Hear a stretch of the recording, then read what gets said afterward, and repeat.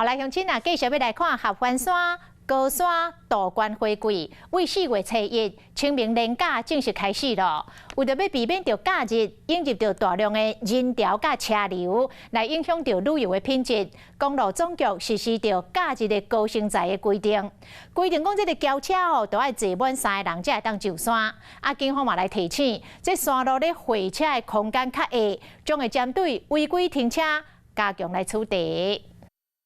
那天还有粉红色的道观花，游客嘛心花开。这是南投合欢山4月份起到道观花季，真侪乡亲是提早上山赏道观。人多车嘛多，造成大塞车情形，影响到出去佚佗的心情。公路总局去年头一摆执行高承载管制，效果袂歹，今年继续办。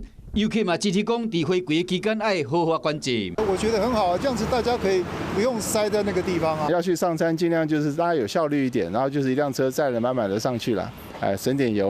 合欢山赏花地点主要是伫松雪楼、石门山甲小峰口这一带，为台14架线18公里吹风到41公里的台五岭，拢是管制路段。除了清明的连假以外，4月7到6月15假日早起6点到11点，拢是管制时间。自用的爱3人以上才会当通行。